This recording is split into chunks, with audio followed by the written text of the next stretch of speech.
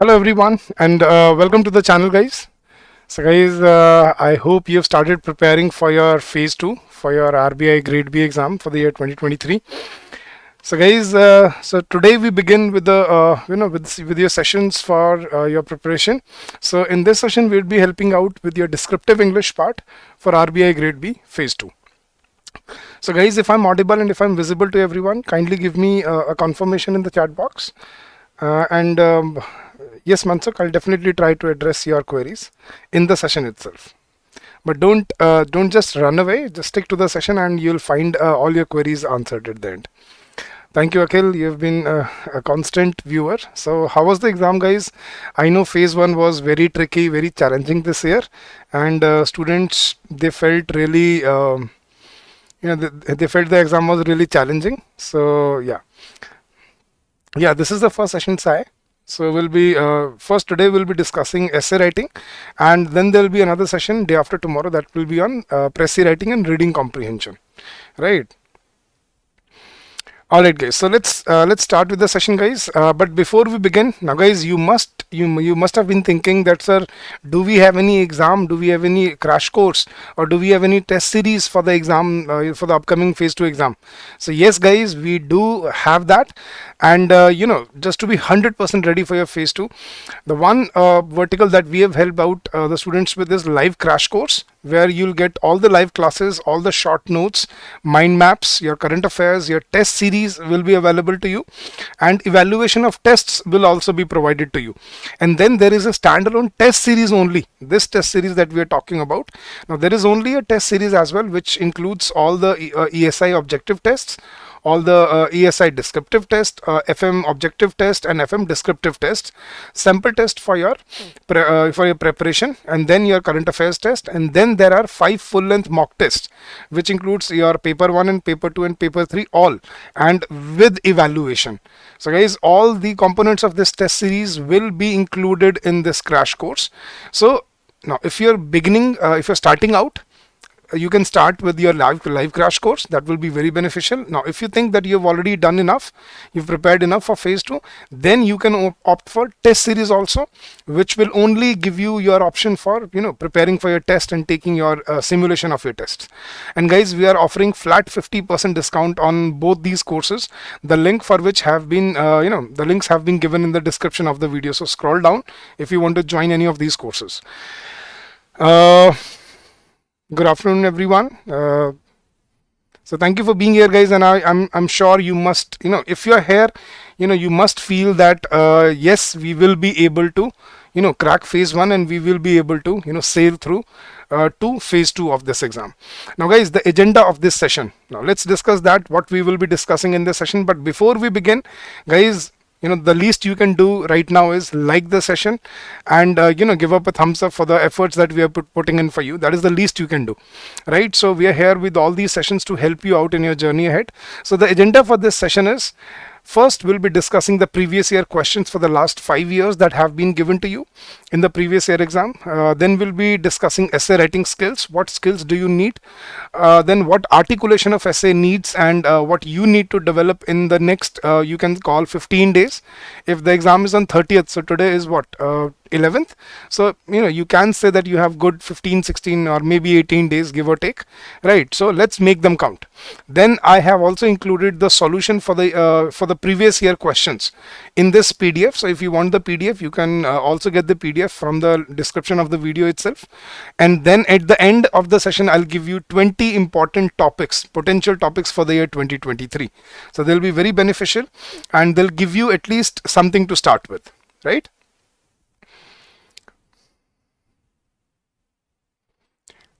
Absolutely, Sai. So that is the intent for that. How to write, what is the difference between formal writing, what is good articulation, and what is bad articulation, and then everything that you would require to to score well, to reach up to 75 in this paper in descriptive English. I think that all will be will be taught and will be included in this course. So that's the agenda of this session, guys. So let's start now, guys. I always feel every year after phase 2 exam, students tell me, sir, we didn't pay enough attention to descriptive English, and I think, probably will not be able to make it this year because we didn't pay enough attention to phase 2.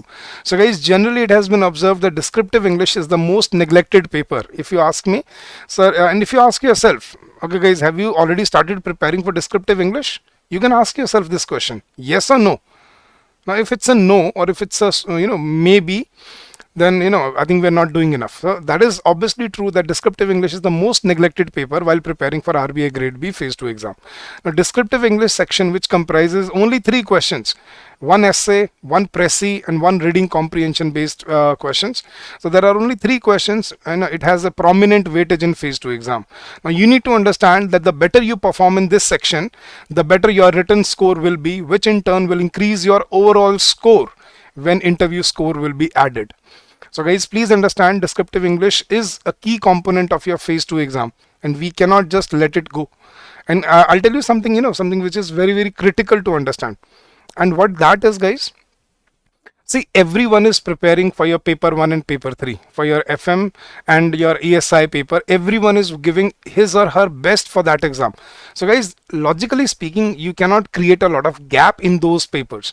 What I mean is, the person sitting next to you, he has also given enough time. He has also done his best to prepare for FM and ESI. But considering this fact that this is the most neglected paper, only descriptive English is the section where you can really create a gap of score, right? For example, if you are scoring, let's say 38 out of 50 in your FM or objective paper, right, the other person would be scoring probably couple of marks above or below you, right? Maybe maybe 1 or 2 questions here or there. That is the only difference that you can see. But in English, you can really create a huge gap. You can create a gap of 10 marks, 12 marks, 15 marks, and even 20 marks if you score really well. And that is what will take you to your desired phase, that is your interview phase. So overall, at the end, all your score will be included, and that will give you a lot of benefit. So start working in this direction. This is really, really important to understand.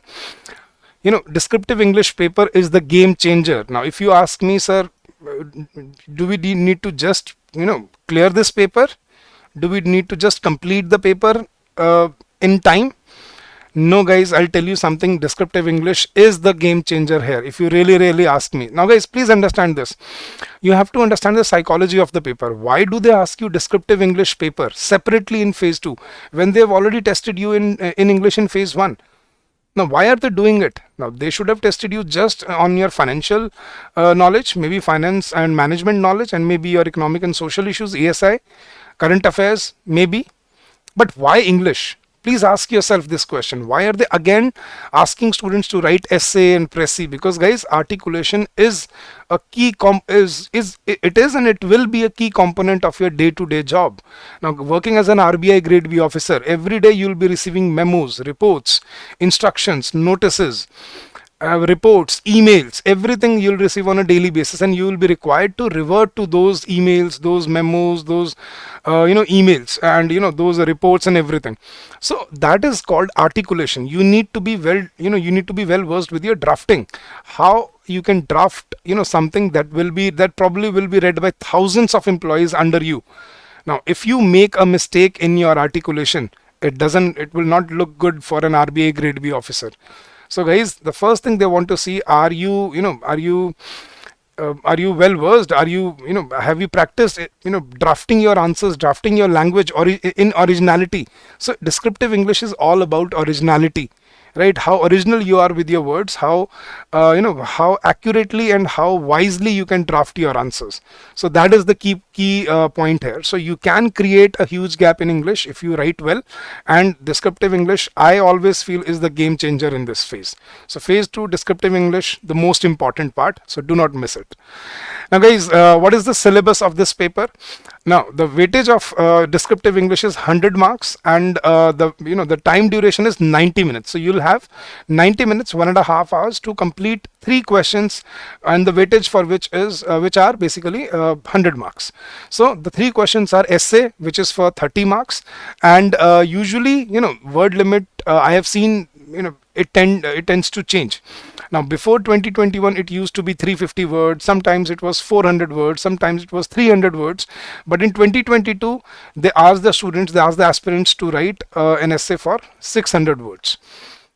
Now guys, this was a challenge for everyone. Now but what you need to understand is your ideal word limit for your essay, whatever the given word limit is, you should always target 400 words, because that is a viable word limit for that can be finished in the stipulated time.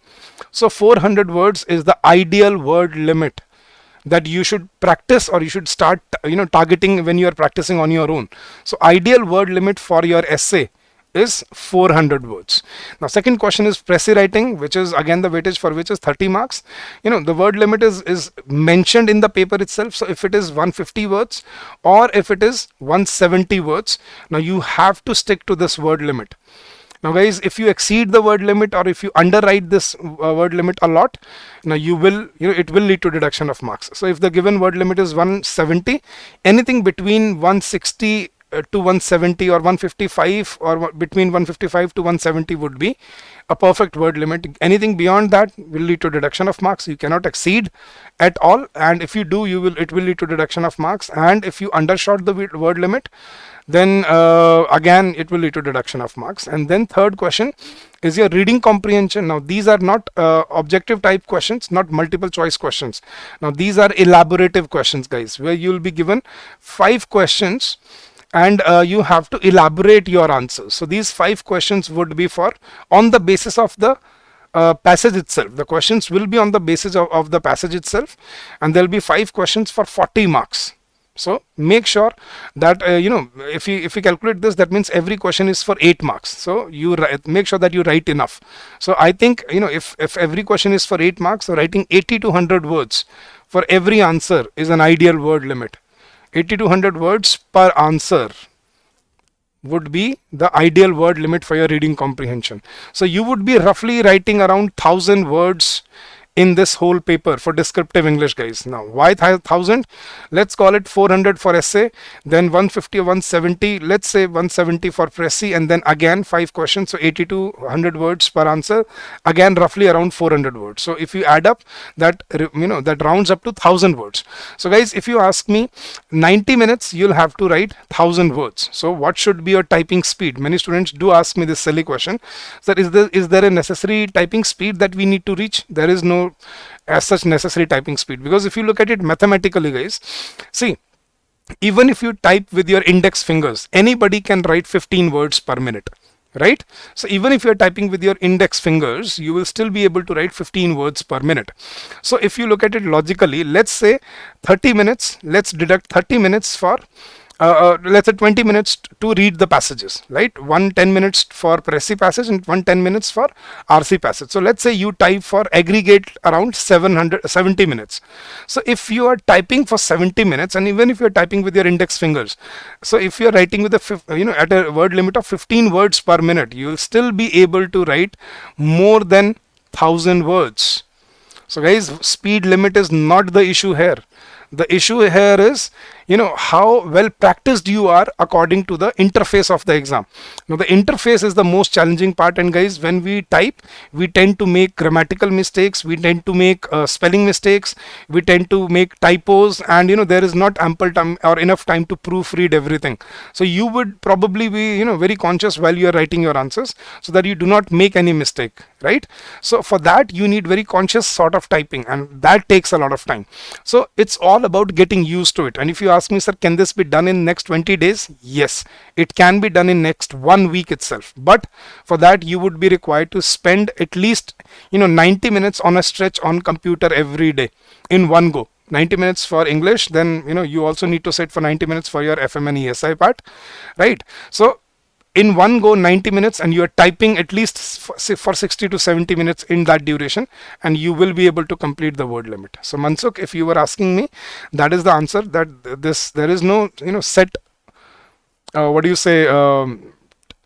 speed limit or typing speed for the for this exam. So you can easily crack this paper just if you are writing at a normal speed, but getting used to typing, that is the important and that is the challenging part.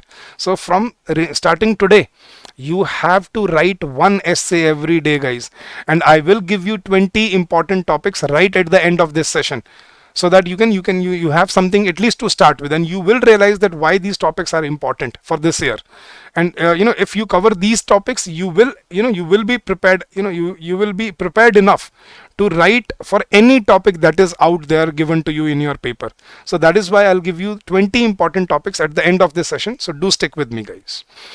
They're sufficient to start with. Siva Yamini, see, you can't, there is no such thing as, is this sufficient enough? No. In 20 days, I think if you write one essay every day, or if you can do more than one, that's your challenge. Now, if you can at least do one essay every day, I think, you have 20 essays at your hand. If you can just complete them and prepare for the rest, I think that should, prepare you for the final exam. But if you ask me, is this sufficient?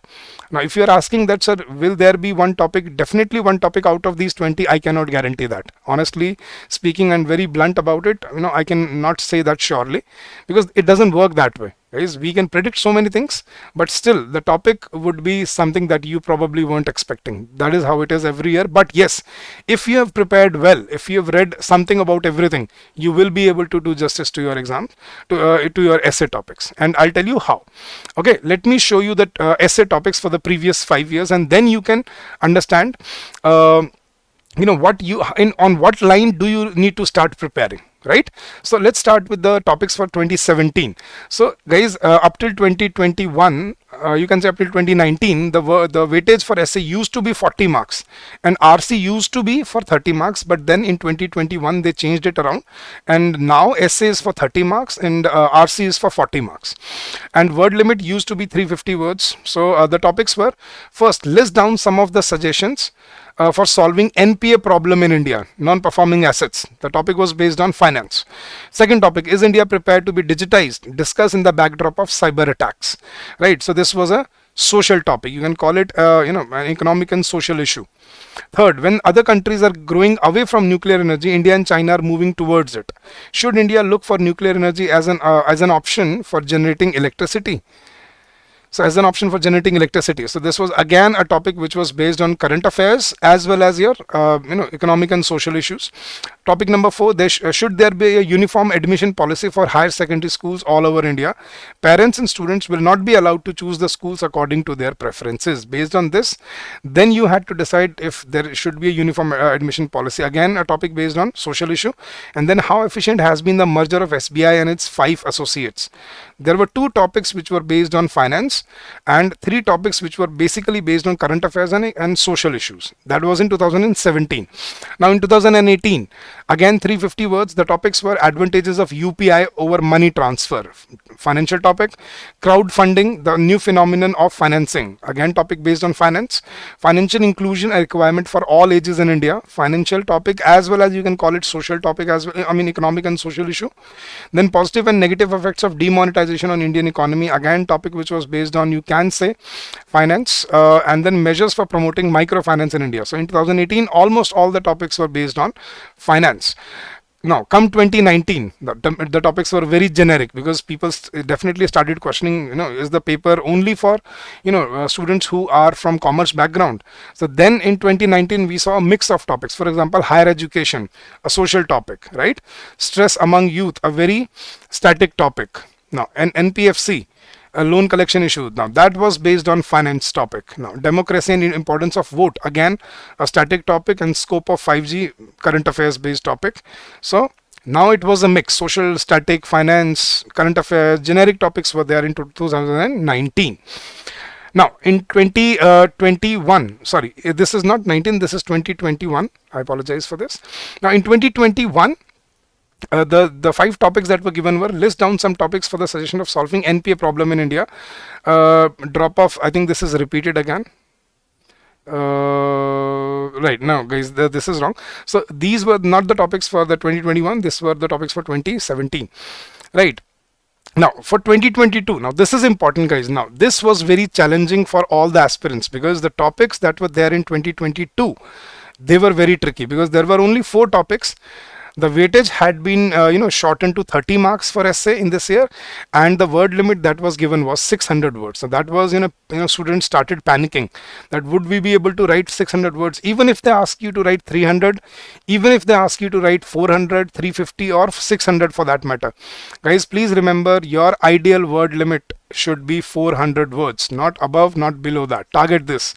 Now that would be an ample, an essay with ample words. So 400 word limit, 400 word is an ideal word limit. Now what were the topics that were given in the year 2022? First, advantages and disadvantages of renewable sources of energy. Obviously social topic, right, and current affairs based topic. Now discuss how green grid initiative under OSWOG initiative will solve these disadvantages. Now this was basically based on your social issues about renewable sources of energy, and definitely it was based on your current affairs, which basically included OSWOG initiative, right? So somebody who had read about OSWOG would be able to write an essay on this, otherwise it won't be possible. Second, role of women entrepreneurship in economic growth in India, a very social topic, very generic topic about women empowerment, women entrepreneurship in India. Now you need to have a lot of facts in your hand to write such an essay. Third, this was a very generic, very static topic. Now look at this. This was on the backdrop of Russia-Ukraine war. So peace cannot be kept by force, it can only be achieved by understanding. Now this was a quotation by Albert Einstein. So, and you had to elaborate an essay, elaborate the quotation, that what it meant. And this was a very generic topic based on your articulation. And then fourth, India has become a medical destination of the world. This was again based on your current affairs and a social topic. Now how Indian medical industry has boomed in the past and how it has played a key role in becoming and making India a destination for medical tourism in the world. So these were the topics in the year 2022, and there were only 4 topics, guys. So guys, you tell me which topic would you choose if you were there in the exam. Out of these 4 topics, kindly write in the chat box which topic would you choose. Just write the number 1, 2, 3 or 4. I'll understand your choice of understanding right now, so that I'll be able to help you out. Okay, how you should choose a topic and what makes you choose a topic. So which topic would you choose, guys? And don't spam Akhil, please spam mat karo yaar. एक बार मैंने देख लिया, I have seen it. Very good meditation. Okay, very good Millie, very good Akhil, very good Yugansh, very good Padmini, very good Yash. Manu says 1, Alicia says 2, Sai can write on 2, 3 and 4. Alright, Siva says 4. Udit says to Shivam. So role of women entrepreneurship. Why this topic, guys? Now my point is, guys, why most of you chose topic number 2? Because this is a very generic topic. Am I right? Now guys, if 90% of the students write on the same topic, do you think you will be able to stand out? Do you think you will be able to impress the evaluator? Because you don't know what others have written on the same topic. So do you think that choosing the topic which is common for everyone, that would be a good choice?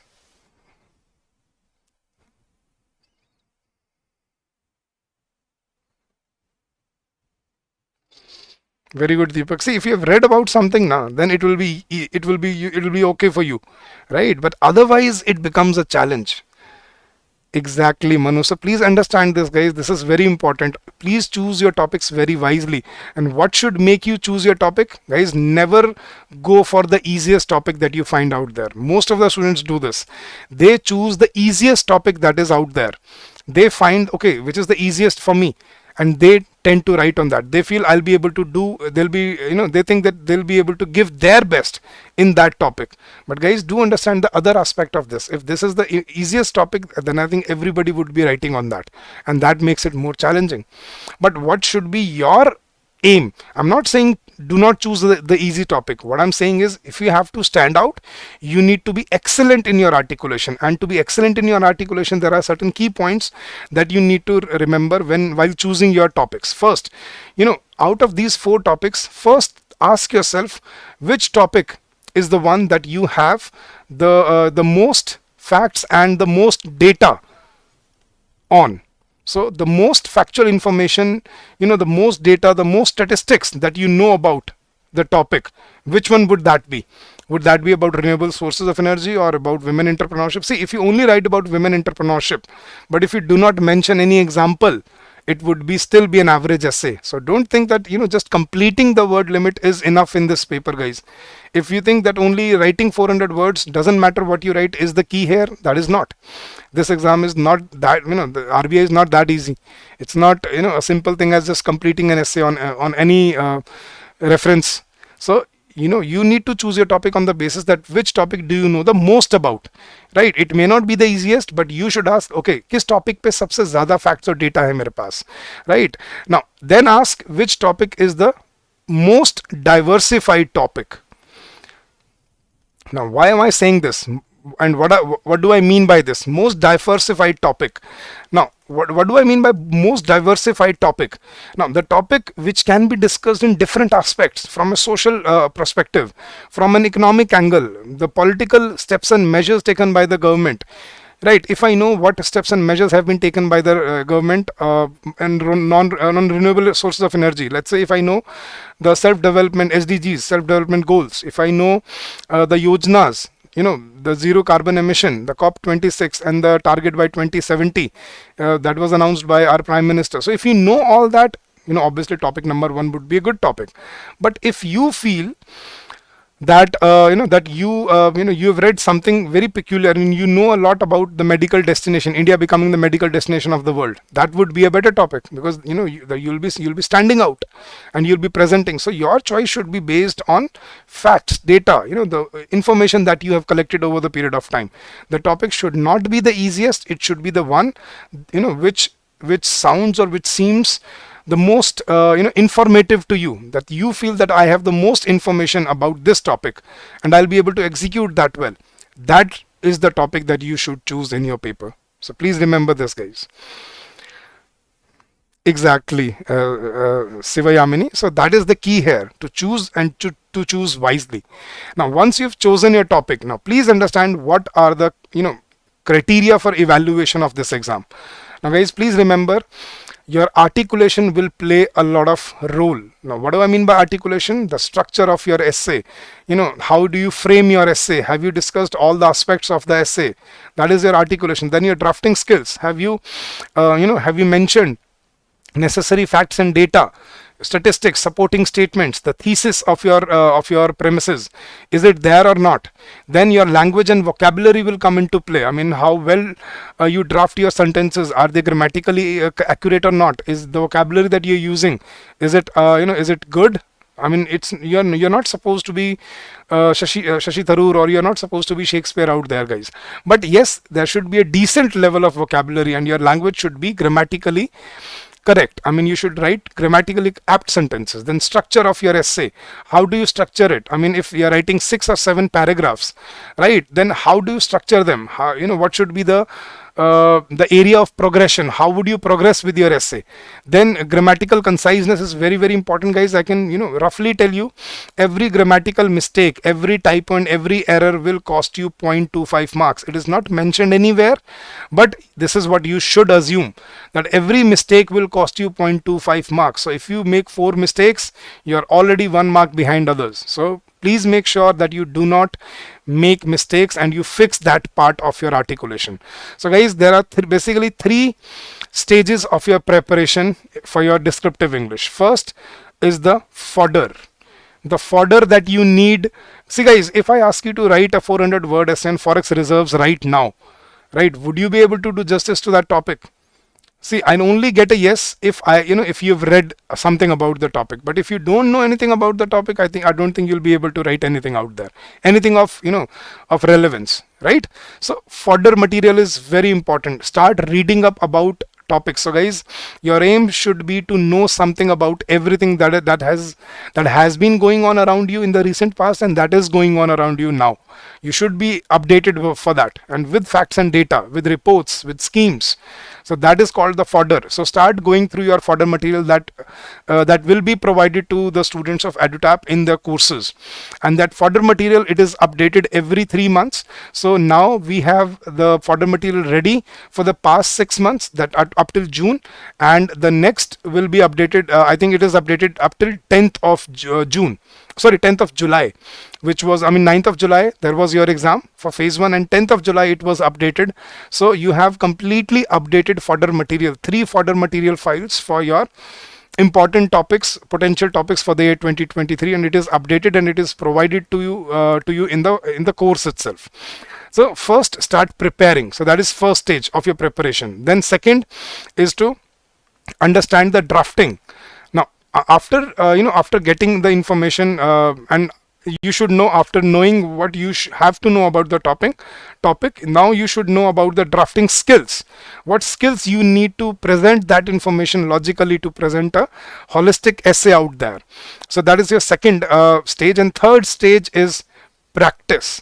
Now then that will give you the the cutting edge, the how well you draft, and then how frequently you write your essays. That will give you a lot of confidence. So these are the 3 things that we have to do sequentially. Start with your fodder material, improve your drafting skills side by side simultaneously, and once you feel that okay, I've already done let's say 15 20 topics, let's start practicing them. So if you can do that simultaneously side by side, that will give you a lot of confidence, a lot of boost in your articulation. So that is your evaluation criteria for descriptive English, guys.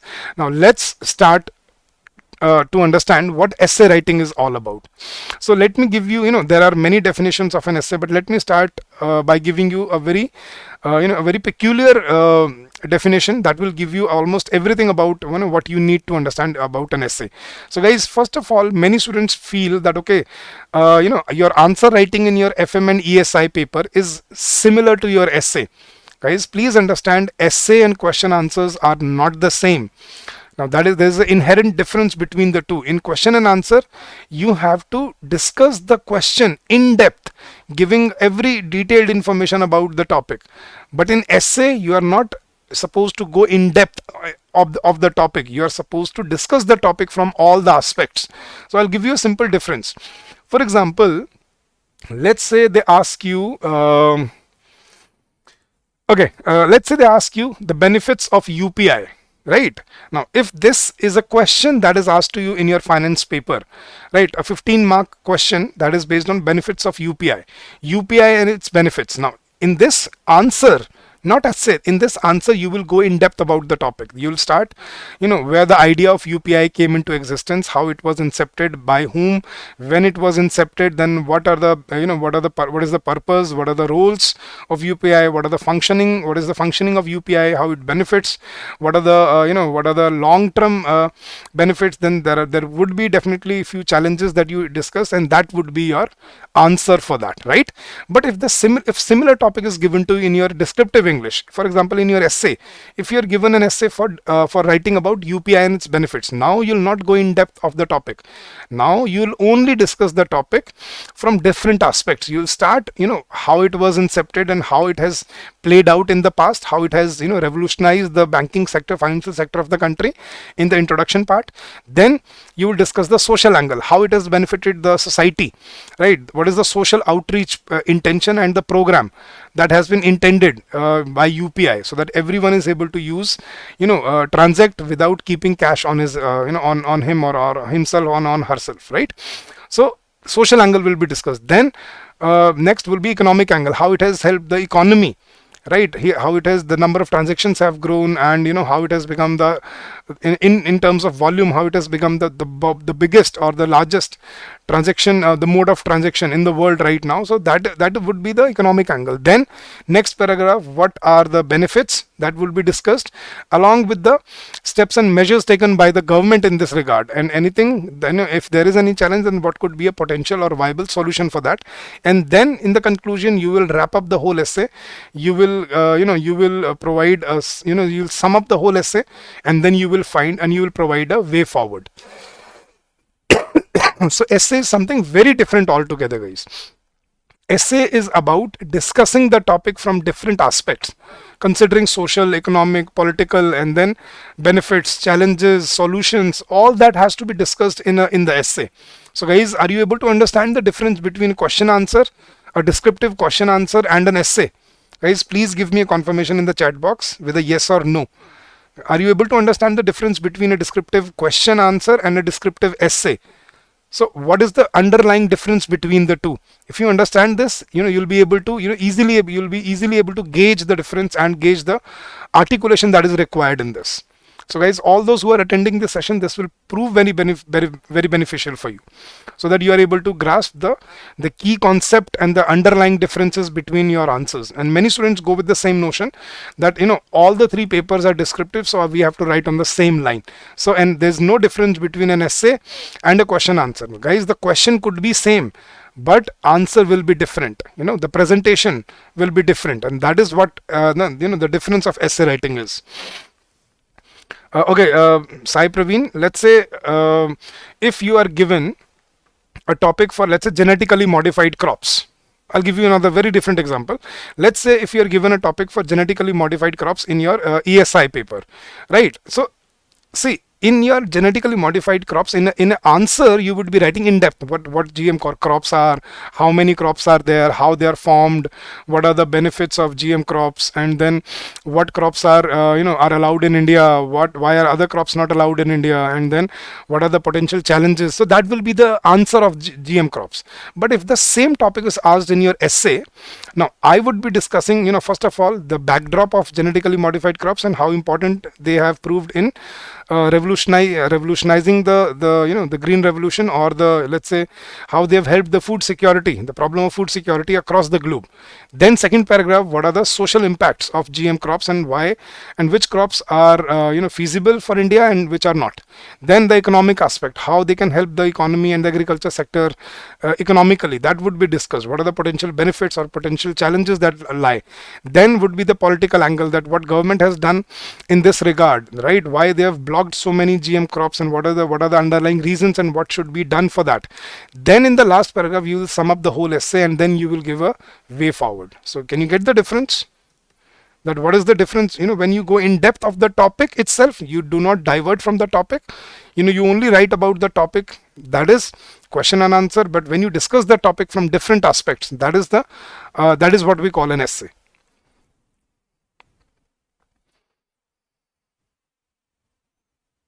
In previous 50, they are asking for economic reforms. What economic reforms are you talking about, Satya, Sai?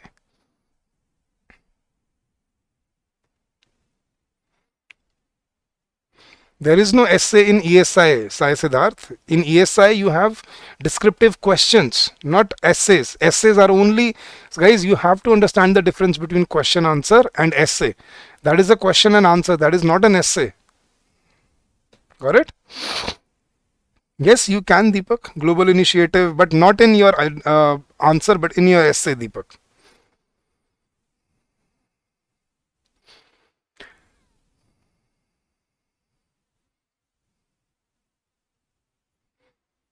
No, print is also not the same side.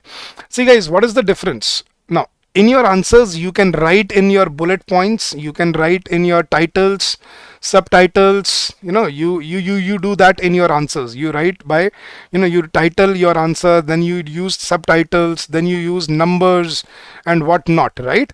But guys, that is not allowed in your essay. Guys, that is the that is the basic difference in structure of an essay, that we do not use bullet points, titles, subtitles or numberings in an essay. Essay is only written in paragraphs, different paragraph discussing different aspect of the topic. That is what is called an essay. So you need to first understand the underlying difference between the structure of both. That in answer you can use your way of presentation. You write bullet points, short titles, subtitles, numbers 1 2 3 4, right? By doing this you write your answers in short bullet points. But in essay you can't do that. Essay is always discussed in complete sentences. Essay is basically a flow of ideas. Guys, please understand, if you ask me, sir, what is the definition of an essay? Essay is flow of congruent ideas. Congruent ideas based on research. Research of a topic. ये होता है एक असली definition एक essay की. Now essay is flow of congruent ideas. What are your ideas about the topic? And they should be congruent and they should be based on research. That is what is called an essay. So let's read the definition. An essay is a short piece of writing that sheds light on any given topic. Now, M.H. Abrahams, the American literary critic, notes that the essay is any short composition in prose. So see, in prose means in paragraphs, that undertakes to discuss a matter, express a point of view, or persuade us to accept a thesis on any subject. Now, essay is a comprehensive analysis of a given topic while taking a particular view or a stand on it. It takes into account various aspects of the topic along with its critical appraisal. So basically, you have to discuss the topic from different angles.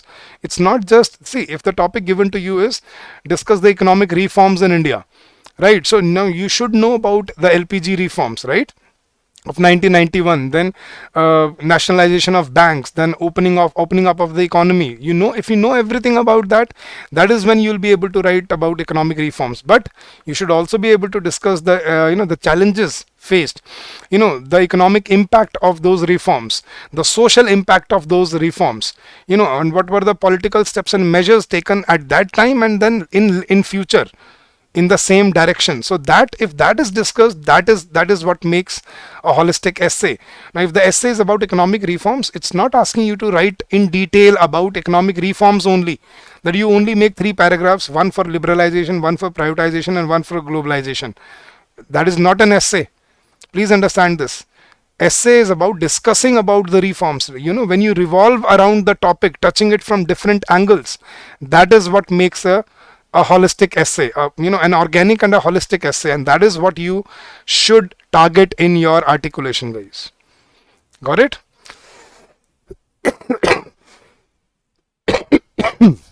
Yes, Kumar, I will be giving you 20 important topics at the end of this session.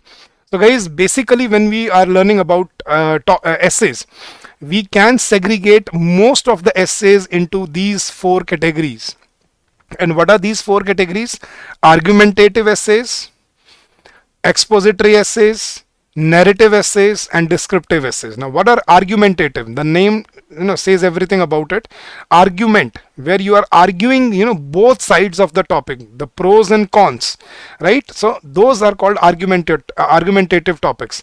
Now, in these topics, the skills that will be tested, that are tested, are forming an opinion via research and building an evidence-based argument. So that is very, very important. So what is required here is an opinion based on research and evidence-based argument. Now, for example, has the rise of the internet had a positive or negative impact on education? Now, obviously, it has a lot of positive impact, but there are many negative impacts as well. So when you discuss the topic from both the angles, pros and cons, positive and negative, that is called an argumentative essay. Second is expository. Now, what is an expository essay? Now, where you expose something. You know what exposing something means? So when you expose a topic, when you are basically giving your research, research of a topic. For example, explain how the inception of technology has revolutionized the world. Now, in this topic, you will not be writing pros and cons. You will only be writing, the benefits of technology, because the topic is how it has revolutionized the world. So obviously, we will be talking mostly about positive impacts of technology. So now you will be, you will be writing on the basis of knowledge that you have gathered on the topic, and then how you communicate that information properly. So that is expository, where you expose a topic in front of the reader. Third is narrative. Third is narrative. Now, what are narrative? Now, where you narrate a topic, where you narrate an essay. For example, when you are writing everything that you have understood on your own up till now. For example, write about the importance of communication skills. This is a one-directional essay. You will only be writing about the benefits, the importance of comm skills in different ways. So, how creatively you use your language and how you present a compelling narrative about the importance of communication skills in life, in your workspace, how it helps to build up your image, how it helps you to to reach out and to understand the messages and communication better, how it improves your chances of growth, and how it benefits you in the long run. So how you present that narrative will impact your essay, that is narrative. And fourth are descriptive essays. Now these are very rarely given in your exam, but there was one last year, narrative topic, the one on Ukraine and Russia war. Remember, I just showed you that peace is not achieved by force, it can only be achieved by understanding. A quotation by Albert Einstein. Now such a topic is such a topic is descriptive topic. Now descriptive topic is where you describe about the topic, where you are supposed to create sensory details. You are supposed to invokes emotions into the reader. That is what is called a descriptive essay. So creative use of language and then describing sensory details, that are very important. You should be able to evoke emotions through your words. So for example, write your opinions on nationalism versus globalization. Right, so you will be writing a descriptive essay what nationalization is all about, and what is globalization, and how they intersect with each other and how they can go hand in hand, and your sensory details will come into play in such a topic. So these are the 4 types of topics. So guys, always analyze which topic are you writing, what type of essay you are writing, and every type of essay has a structure to it. Now argumentative has a different structure to it, expository on the other hand has a different structure to it. So I will be teaching these essay styles in the course itself, the crash course that I was talking about. So in the crash course I'll be teaching all these different types and how to take that that particular format, that approach for different sort of essay that you are choosing. So that will be very, very impactful. Now coming to the real part of your essay. Now how should you frame an essay, guys? Broadly speaking, your essay at least should have 5 paragraphs. That is bare minimum. Your essay should at least have 5 paragraphs, and not more, if not more, ranging between 5 to 8 paragraphs. Because see guys, if you have to discuss the topic in different dimensions, from different aspects, now you need to start with your introduction part, that is like opening the curtain, right, where you are introducing the topic to the reader. Then comes the body part, where you will be discussing different aspects, social, economic, political, then what are the benefits or what are the challenges, then what are the solutions. So 4-5 paragraphs definitely should be written in the body part, and then another last paragraph which is conclusion paragraph. So if I say your essay should range between 5 to 8 paragraphs. First paragraph consisting of introduction, where you introduce the topic by giving the background information of the topic, followed by the body part of the essay, which includes the social dimension, the social impact, the social repercussions, social challenges, social consequences, then economic impacts, economic benefits, then the political steps and measures taken by the government or the stakeholders in this regard. That will be discussed. Then along with that, if there are challenges, you do mention challenges. If there are benefits, you do mention benefits. If there are challenges, you also mention solutions with that. And then in conclusion, you sum up the whole essay and you give a way forward. So that is the basic structure of an essay, how you should strive to write down or put down your essay. Yes, Bhargav, there are only 3 questions in RBI essay, Précis and reading comprehension.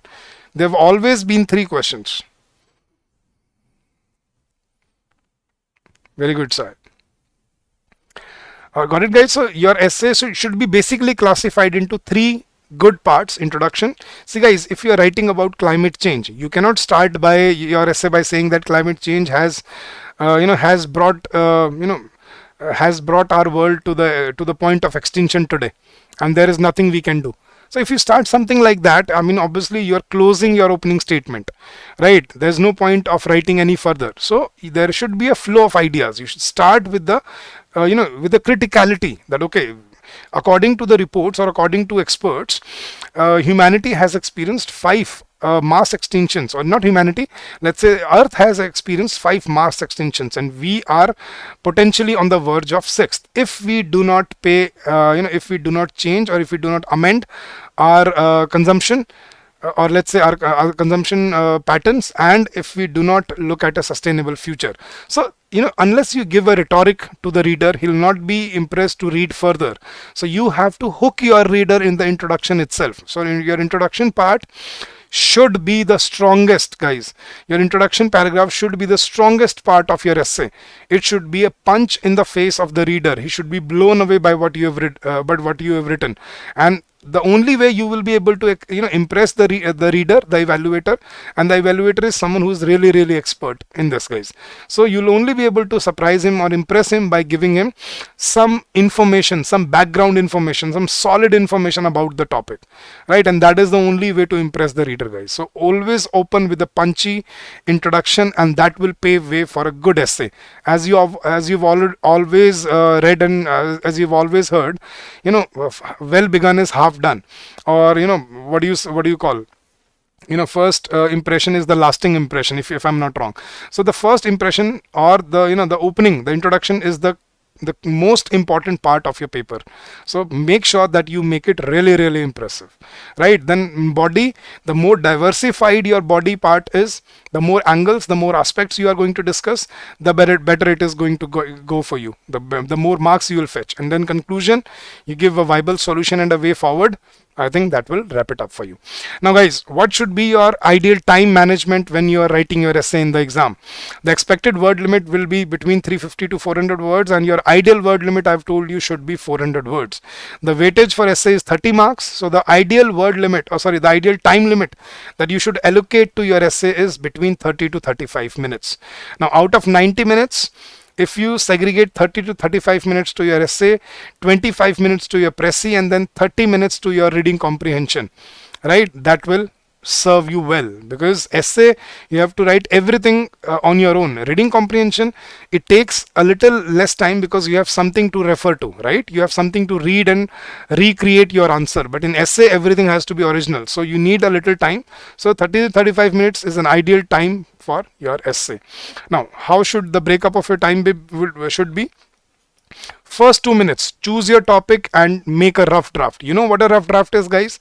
For example, if you are writing a topic on economic reforms, so what you do, first of all, you do not just start writing your essay. You'll run out of topics. You'll run out of ideas when you're writing the topic. So before you start writing your essay, make a rough draft. So let's say if you're writing a topic on economic reforms, right? On the rough, guys, you will be given a rough piece of paper. Please remember that. So make sure you use that. So, using a pen or a pencil, make a circle around the topic, and then, write down your bullet points like this. First of all, you'll start with the importance, or, importance of 1991, right? It was the year when the Indian economy was about to be bankrupt. It was about to reach default, where new reforms were introduced, and that was a watershed moment for the Indian economy. So that is how I would introduce this importance of 1991. Then I would also write about the LPG reforms, the reforms that were brought into the gamut of the Indian economy, and that is how we fared better. Then body paragraph. Then I'll start with the social impact, or first of all the prevalency of the problem, the prevalent problems. I'll discuss the prevalent issues first of all, and plus their social impacts,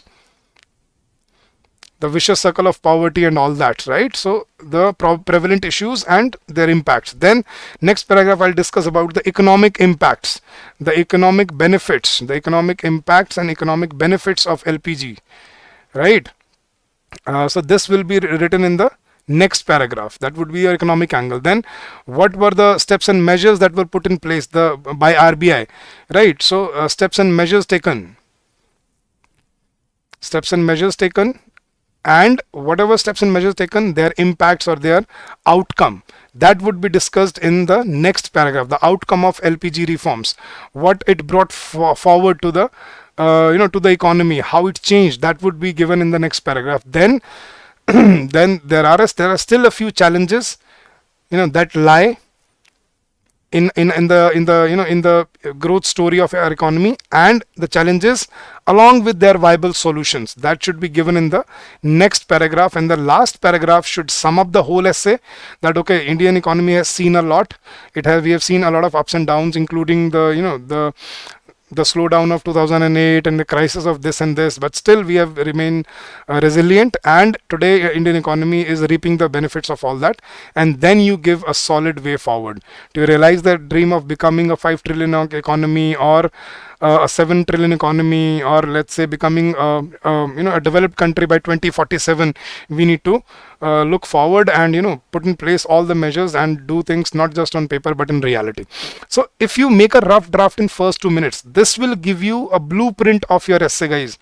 This is called the blueprint of your essay. Please understand why a rough draft is very, very important, guys. If you are if you're constructing a house, guys, just imagine if you're constructing a house, you start just by thinking in your head, okay, there'll be 3 rooms, there'll be 3 washrooms attached with the 3 rooms, there'll be 1 drawing room in the front, there'll be kitchen in there, and that'll be the the lobby. If you just think and if you start building or constructing your house like that, you'll never be able to complete it, because there are so many further complications that you will think of when you are actually constructing. Where will be the sewage pipe? Where will be the electrical lines? Will there be any vent? What will be the crossage of air? So that is why we always go to a specialist. We go to an architect, and we ask him to to design a house based on the specifications that are given to that we have on the land, right? So guys, that is what is called a rough draft. This is the blueprint of your essay. And now once you are done with your rough draft, you have thought of everything that you are going to include in your essay, then stick to your rough draft. Do not deviate from it, because if you do, the flow of your essay will break and it will become a very normal or very poor essay, you can call it. So make sure you get into the habit of drafting, preparing a rough draft before you start drafting your essay, and you stick to your rough draft. That will give you a lot of clarity into the direction, and it will save a lot of time for you. So always remember, rough draft is very, very important, guys. Okay,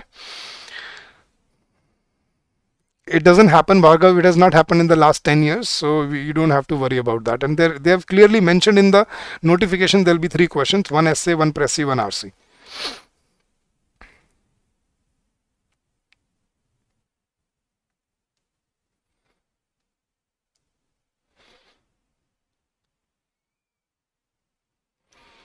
Bhargav Peluru, we are not discussing about civility here. See, what was done by the previous government was done by the previous government. No, we are not discussing the goods and bads. You have to only talk about, see, Bhargav, your aim is not to give your opinion here, guys. If you think that essay is about your opinion on a topic, it is not.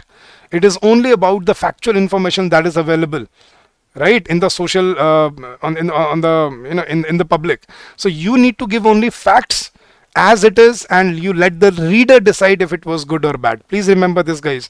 Essay has to be unbiased. You cannot add your opinion, your intention, your feelings, your emotions about, let's say if tomorrow you start writing about Ram Mandir, and I know it's a very debatable topic. Now there is no point of discussing if it was right or wrong in your essay. If you're writing an essay, you should only be presenting facts. Let the reader decide for himself if it was good or bad. So your aim is to inform the reader, not persuade the reader. Please remember this, guys. Essay, many students make this mistake of adding their opinions into it, their bias into it. Do not do that.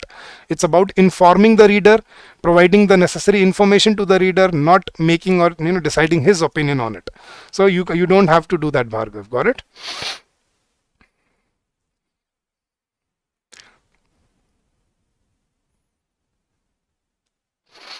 Yes, they do give you, Rocky. They do give you a rough sheet for making a rough draft. So do use that rough sheet. Don't just throw it away. It is important, and that is why it is given to you. So have you understood the importance of rough draft, guys? So always make sure you make a rough draft in first 2 minutes. Then take next 25 to 30 minutes, depending upon how practiced you are. Next 25 to 30 minutes to draft your essay, and last 2 minutes to proofread your essay, so that you do not leave any mistake there. So that should complete your essay in every sense of the word. Got it, Bhargav? Right? Thank you. So that was about your your time management for essay. Now guys, let's understand what essay writing includes. I'll give you some tips and tricks about essay writing. I'll show you I'll show you what a good essay and what a bad essay looks like, and then I'll give you the solution for PYQs and the important topics. So don't just leave. There's still so much in the session, so this will really benefit you. And if you've not liked the session, guys, if you've not press the thumbs up button, please do so. That is the least you can do, right? So let's start, guys. The essays asked generally range from finance, rural sector, socio-economic to current affairs, etc. It requires one to have some idea on the topics as well as few writing tricks up your sleeve to write a good essay. So the first trick is to know something about everything, guys. That is what I was telling you, to be a jack of all trades, and if you can be master of some, I won't say master of none, but at least master of some, and know something about everything. That is very, very important. And guys, now, how would you know something about everything? Students ask me, sir, can you give us important topics? I can and I will. But the point is, guys, I'm not sure if that topic will be there in the exam. So I always say, instead of preparing for topics, prepare for verticals. And what do I mean by verticals? For example, education is one big vertical. Under education, there can be numerous topics. For example, new education policy, or child education, or female education, or Beti Padhao, Beti Bachao. So there can be many topics under that, right? Or overhauling of, or let's say, internet or e-education, online education is another topic after COVID-19. So if you know, if you prepare for the vertical of education, if you know the statistics of education sector itself, you'll have enough information to write on any of these topics. Similarly, another vertical would be healthcare, another vertical would be climate change and environment, another vertical would be let's say would be finance, another vertical would be economy, another vertical would be your budget, your what is happening around us, the growth of the country. So there can be so many different verticals. So let's say we can divide all the topics into 5-6 verticals. One, static topics, static, or you can call them generic topics, which do not need any updated information, which are not argumentative or expository, which are descriptive or narrative essays. For example, the topic that you were given last year, peace cannot be achieved through war, it can only be achieved through understanding. So that we can call static or generic topics, right? Women empowerment, child feticide. So these are static topics, generic topics. Then current affairs based topic, ONDC, right? Unicorns of India, let's say startup ecosystem of the country, UPI, then e-rupee, right? Cashless economy, growth of the country. Now this we can put under current affairs. Next is your finance and economy, or maybe finance. So these are specific topics in finance. For example, credit risk management or credit risk assessment. So such topic, peculiar topics based on finance, could be another vertical. Then could be your social topics, which includes your healthcare, education, environment, and all that changes that we are seeing around us. So the environmental changes, or the COP27. So all these will fall under economic and social issues. And then last but not the least would be your you can call them topics which are offbeat. Sometimes you are given topics which are which we do not really prepare for. For example, in 2019 there was a paper, and the topic that I saw was the number of old age homes are increasing in the country. Do you think that nuclearization of the family is a good thing or a bad thing? So now such topics are offbeat topics. Now you can read about it. Or for example, there was a topic when it was given importance of communication skills in your workplace. Now these are offbeat topics based on management or decision making or your ethics, you can call them. So these are topics which we can read about, but there's no point practicing, because there'll be, if you choose such a topic, you would require a lot of time in the exam and to draft your essay. But rest 4-5 verticals you can research for and prepare for, right? So know something about everything. Now collect facts, data, stats, reports, schemes pertaining to finance and management, economic and social issues topics, and burning topics is news. And where to do that? The fodder material that we have given you in the course. Now the fodder material is constantly updated and it will benefit you. Now you won't need to run from pillar to post to fetch information from every source available. We have done that for you. So in the fodder material provided to you in our courses, that will be quite relevant for you to prepare for your topic straight away. You won't need to think of, okay, if this is an important topic or not. We have scrutinized the important topics for you. We have collected facts, data, stats on those topics for you, and we have compiled those facts, information, data, stats, reports, schemes in those fodder material for you, so that you can straight away start using them to prepare for your phase 2. So guys, how to gather info? You can only do so by keeping yourself updated with the recent happenings in your surroundings. Read newspapers. Again, very important, and I'm sure you are in the habit of doing that. If not, please start doing that. For the past 6 months, at least read the important key important news headlines for last 6 months. Read newspapers and magazines daily. In newspapers, try to read and understand the editorials, because that will tell you it will not only give you the information that you require on a topic, but it will also give you analysis and the presentation skills that you can use in your exam, so that you can use these skills to present your essay. So guys, अब आप बच्चे पूछते हैं कि जैसे instead of saying कि this is a very important issue today, now instead of saying this is a very important issue, what students usually say is this is the need of the hour. So where will you find such catchy phrases, need of the hour, or silver lining, or this is on horizon, or let's say this is a blessing in disguise, right? Or let's say to unleash the animal spirits of the economy. So where will you find such punchy phrases? In those editorials. So please read editorials regularly so that you can find such presentation skills, something up your sleeve to write a good essay, remember. So you need some idea, some information on the topic, and then you need a few writing tricks up your sleeve. So these are the tricks and these are the presentation skills that I'm talking about. So make sure that you read them and you start presenting, and you start using those those punchy phrases in your presentation skills in your essays out there. Then some important tips to score well in descriptive English paper, guys. First, be a good reader. Unless you read more, you'll never be able to write more. Please remember that. You'll be restricted to your understanding of the topic. So read more, read as much as you can. So read the question carefully before you start typing. Stick to the word limit in your, okay, this is about your exam. So be a good reader, read the question carefully, make sure that you follow all the instructions and type only the required number of words, 400 words. Use your imagination.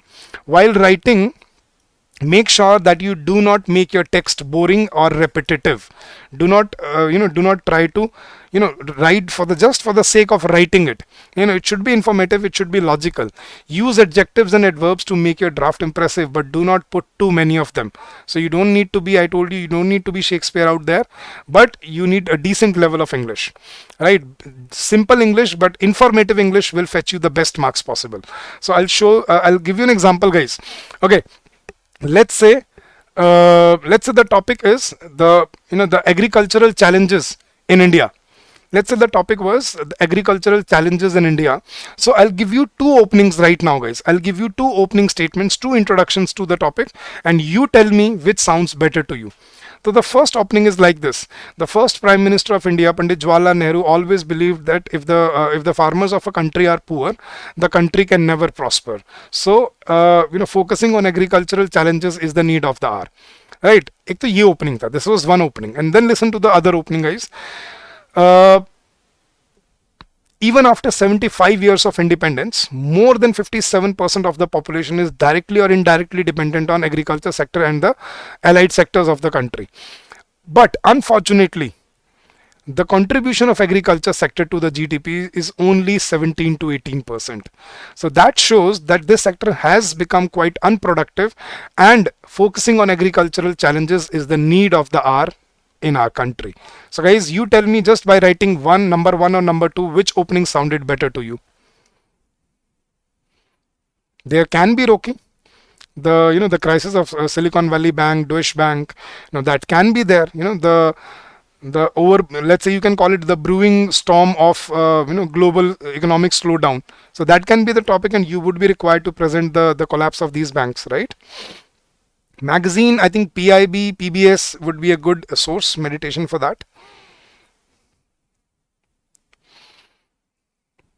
Now, Manu, if you will be able to do justice to that, if you can, and if there is one in the exam, then you can choose one. These topics are in the fodder material, yes. So I think all of you would agree that the second opening was better, right? But why? See, guys, that's why I told you. See, the first opening, was it wrong? No, guys, please understand, there is no such thing as right essay or wrong essay. There is only good essay or bad essay. I hope you understand this, guys. That opening is not wrong. But will it fetch more marks than the second one? No.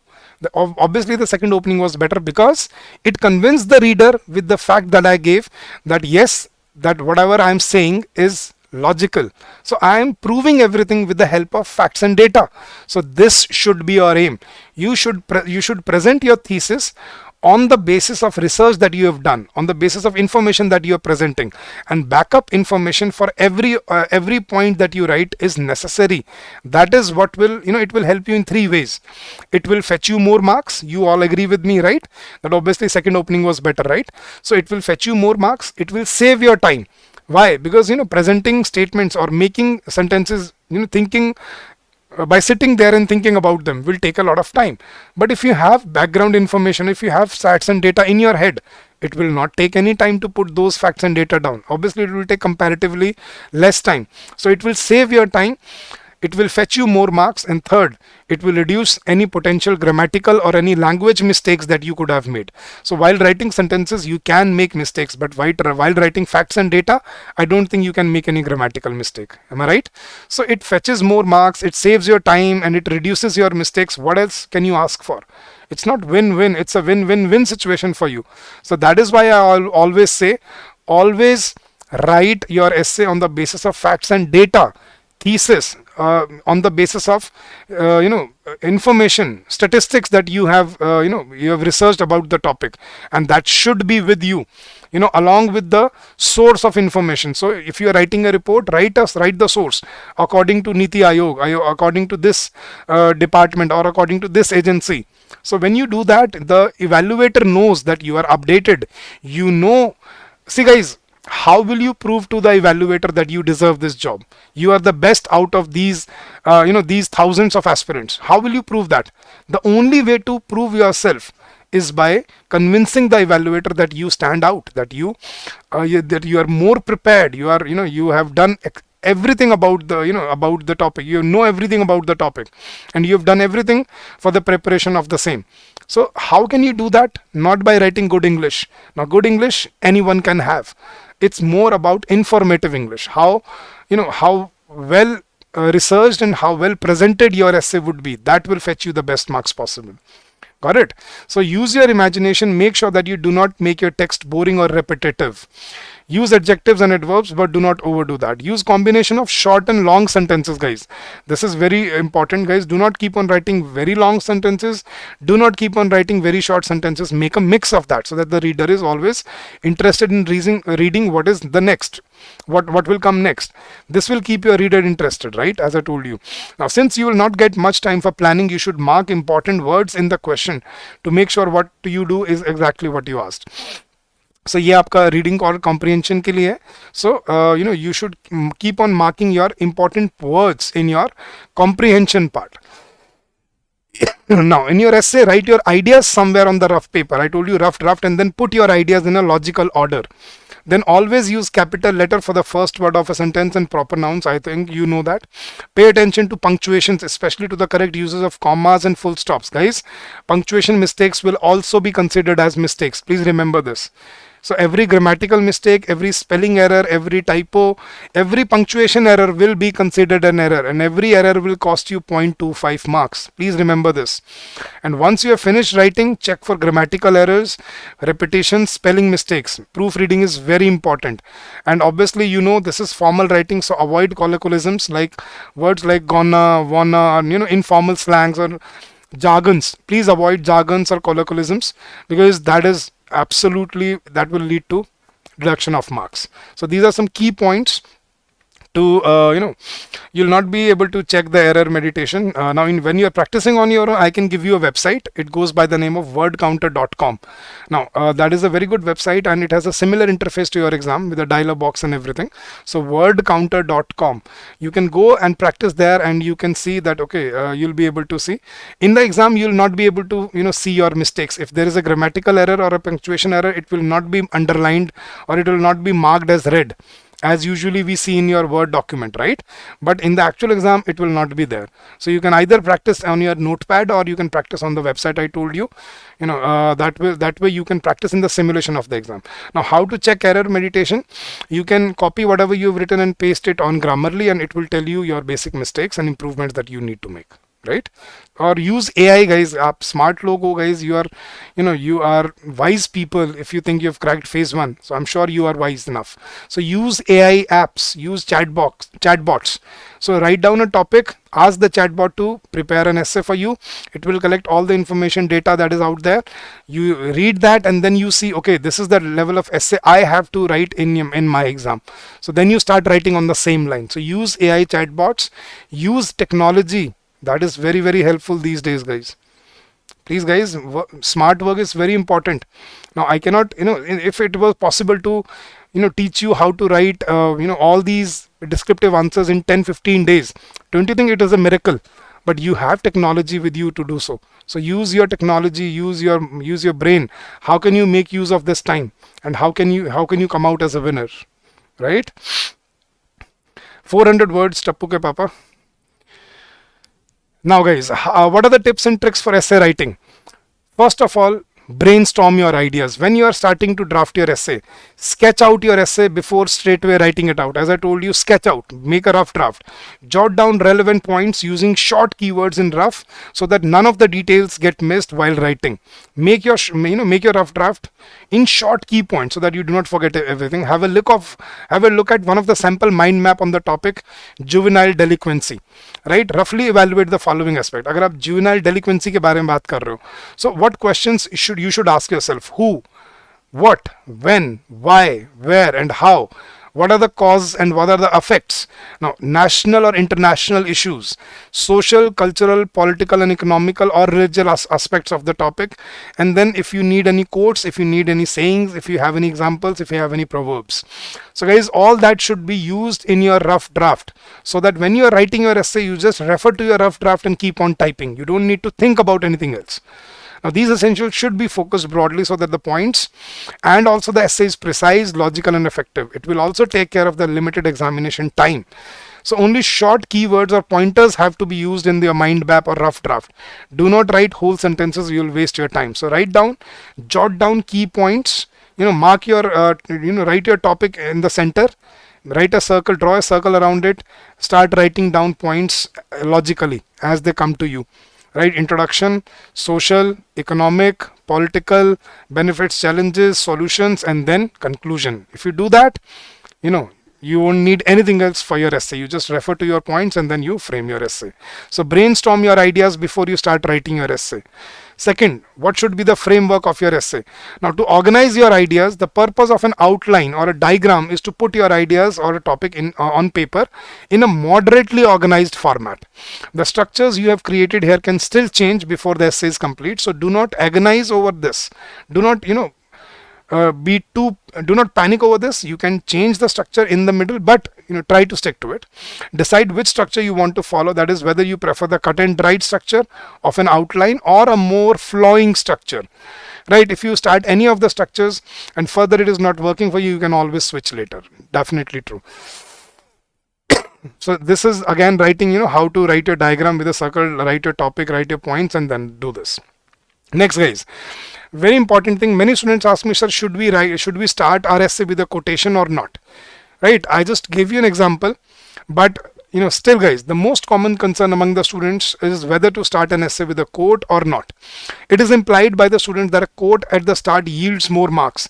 Indeed, a quote at the start is an added advantage, but it can also prove to be a blunder if not handled properly or if its relevance is not explained properly. For example, guys, if I say, let's say the topic was poverty alleviation, right, in the country, and if I start my essay by saying that Dr. B.R. Ambedkar or Pandit Jawaharlal Nehru or let's say Mahatma Gandhi always believed that poverty is a curse for humanity, I feel that this sentence had no relevance there because what he felt then doesn't make any sense today. Right, and it's not relevant to the topic. So I always feel do not start with the quotation if possible.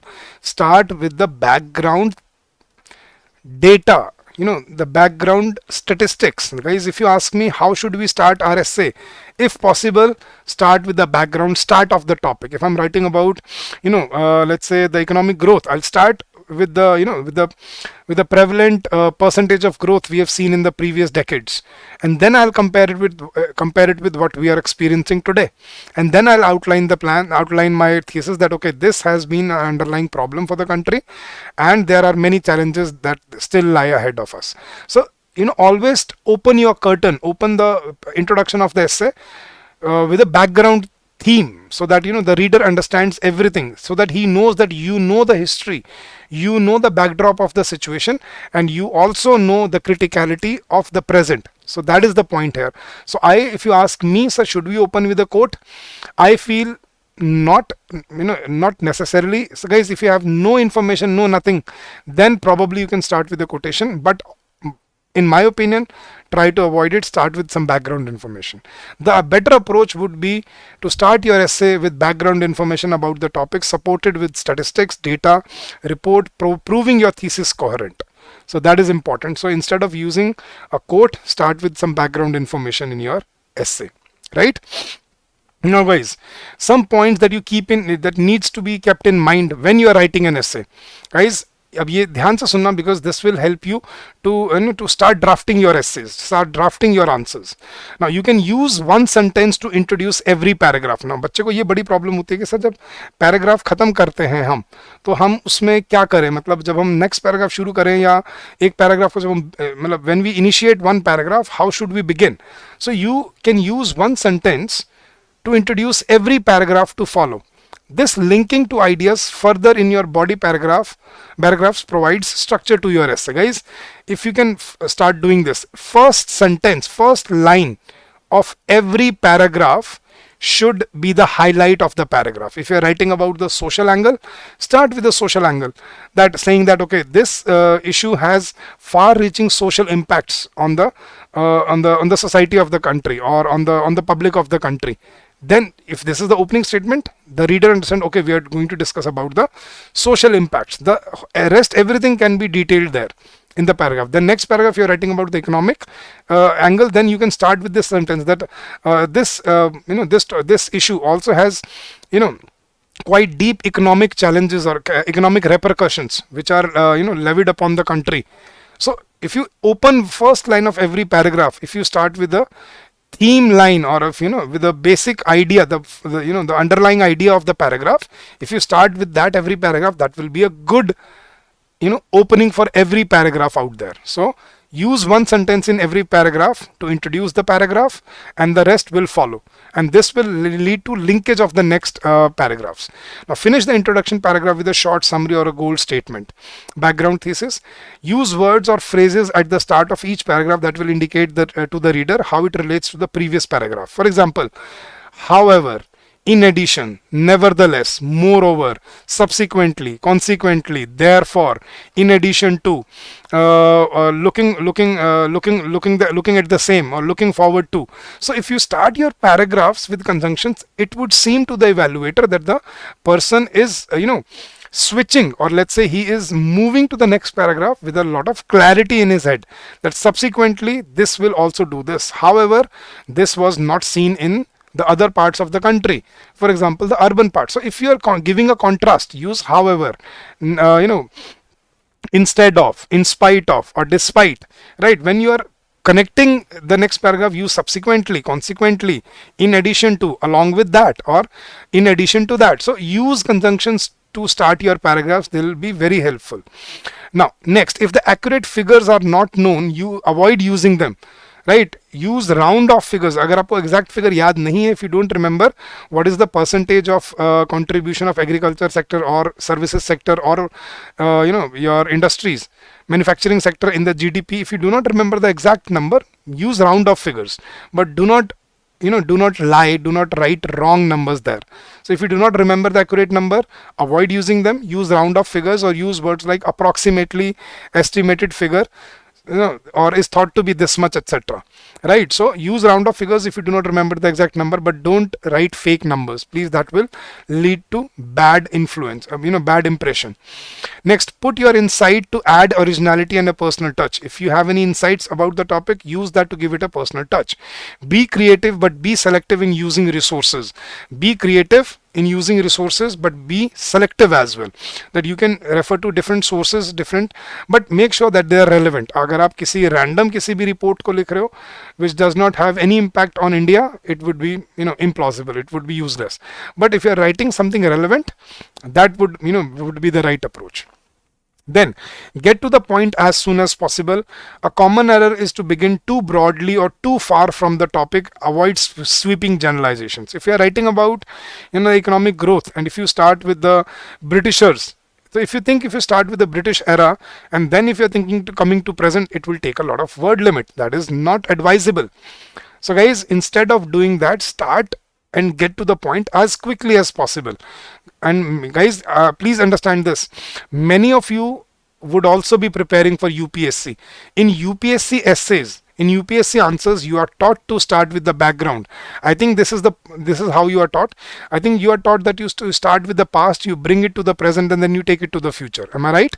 But don't do that here, because in a UPSC you have open-ended answers, 1000 words, 1200 word essay. You can write everything that there is, but here you have selected time, and you have selected word limit, defined time. So you cannot start like that, the way you start in your UPSC. Don't do that.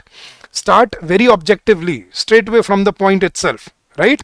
So we cannot brag on, we keep on dragging the topic. Students think that background information is important. It is important, but very briefly, very briskly, right? Very crisply it has to be presented. We cannot just write the whole story starting from Mughal Empire, then coming to British, then coming to independence, then coming to 1990s, and then coming to 21st century, 22nd century, then coming to today. That will be too long and wasting a lot of word limit. We can't do that. So get to the point as soon as possible. A common error is to begin too broadly or too far from the topic. Avoid sweeping generalizations. So do not do that. That is also one important point. Students tend to do that. They say Britishers have always, or Britishers have, the British era has always done this to India. Don't do that, because there were many good things as well which we do not see or which we do not feel, which may not be very remarkable, but we cannot use that sweeping generalization. So don't do that. And in the scientific essay, explain key scientific concept, refer to the relevant literature, and leap up to your own contribution or intervention. For example, if you are writing about the space program of India, for example, let's say you are given a topic on the 30th of July, that write about the the innovation and the growth of Indian Space Research Organization, or the journey of Indian space research and development. Right. So in such a topic, you should know what Chandrayaan 1, 2, 3 was, what were the aims, what were the Mars rover, and what other agencies have done, and what ISRO has done in this regard, what we are aiming to do in the future, what we have found so far. So that information should be clearly available with you.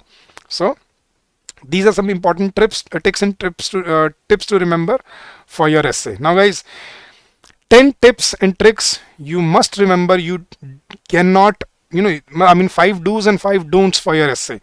First, read the instructions and make sure you understand them before you start writing. Please make sure, guys, you know the word limit, make sure you know the time limit, make sure you know the instructions well, and you know what to write and how to write in a dialog box in the paper. So read the instructions carefully and make sure you understand them. Make sure you outline mind map touches on every aspect required as per instructions. Your rough draft should highlight every aspect that you are writing about. Make sure each paragraph is unified and in sync with the topic. It should not be irrelevant. It should not be haywire. It should be in sync with the topic. Stick to the word limit that we have discussed, and while writing a perfect start, be aware of danger of taking too much time. कई बार बच्चा ये भी कहता है introduction को इतना सुंदर बनाने लग जाता है कि वो 7-8 मिनट उसी में ले लेता है. Don't do that. Don't overshoot the defined time for every question. That will lead to deduction of marks, guys, because you know why? See guys, the first aim of this paper, you are supposed to complete the paper in time. See guys, even if you are writing excellently, but even if you miss one question, even if you miss half a question, please understand you are already out of the race. Because if you are, let's say you were not able to complete your reading comprehension, you only did 2 or 3 questions, you were not able to complete last 2 questions for reading comprehension. That means you already lost 16 marks. So that means you will be scoring out of 84. So even if you score 65 out of 84, that is an excellent score. but your score would be 65 out of 100. That is an average score. So that is the point, guys. Your first aim is to complete the paper in time. If you miss even one sentence, you are losing marks. If you miss one question or half the question, you're already out of the race.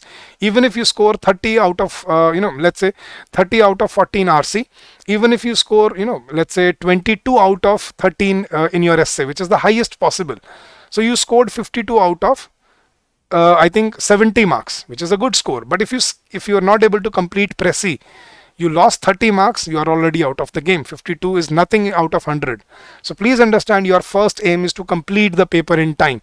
So start focusing on your time management, and please stick to your time management. Whatever time you have designated to that one question, please do not overshoot or please do not compensate on that. It will lead to deduction of marks. Please remember this, guys.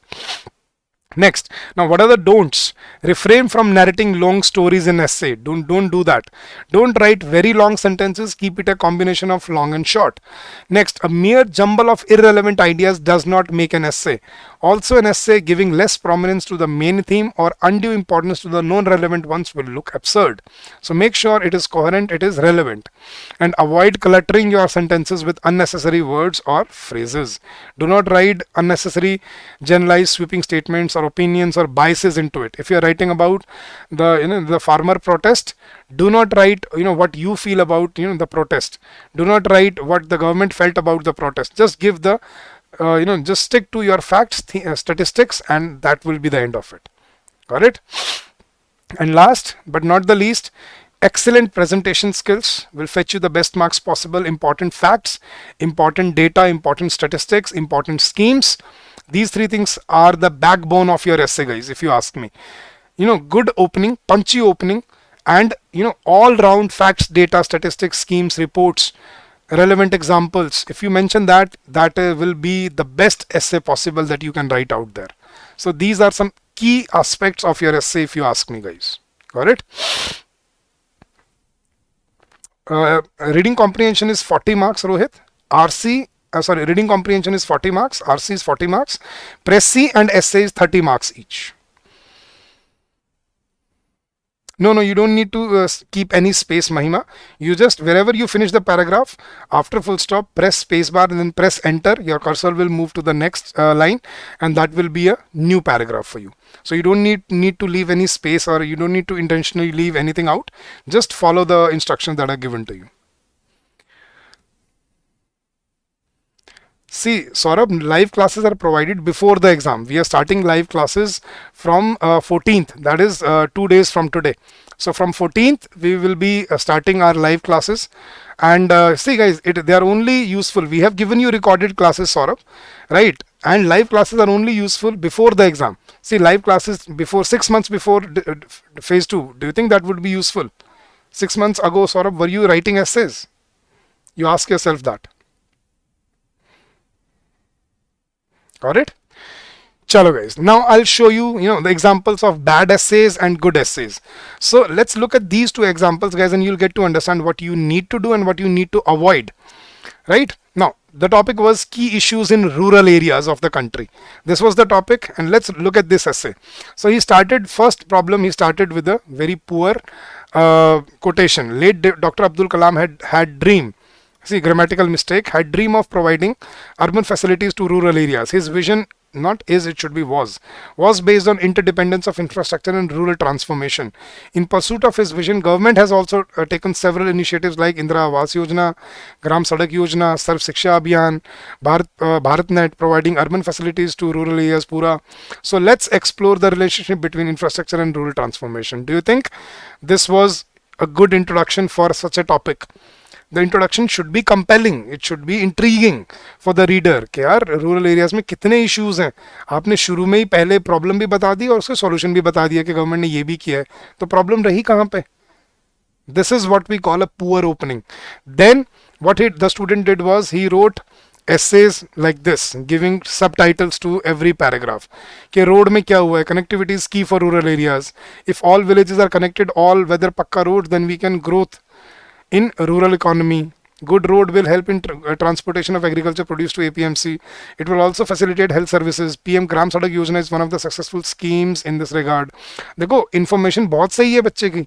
The information is very good, but the presentation is so poor that it will fetch below average marks. Similarly, अगर उसने इनको ये अलग अलग different उनको ये करने की बजाय अगर उसने पैराग्राफ में इन चीज़ों को डिस्कस किया होता, one paragraph on challenges, one paragraph on consequences, one paragraph on solutions, one paragraph on steps and measures taken by the government, अगर उसको लॉजिकली उसने स्ट्रक्चर किया होता इस एस्से को, that would have been a very good essay for him.